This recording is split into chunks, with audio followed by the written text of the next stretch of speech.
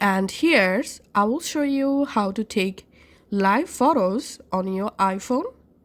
Open the camera app and select here photo. If you select portrait, then the live option, you won't find the live option. So to take live photos, you have to select photo.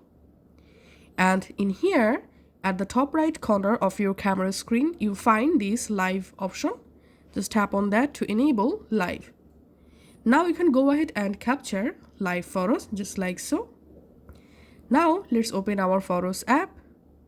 Let's open a live photo. As you can see, I've successfully captured a live photo. And now if you want to convert the live photo into loop, just select your loop. Or you can select here bounce, long, exposure or live off.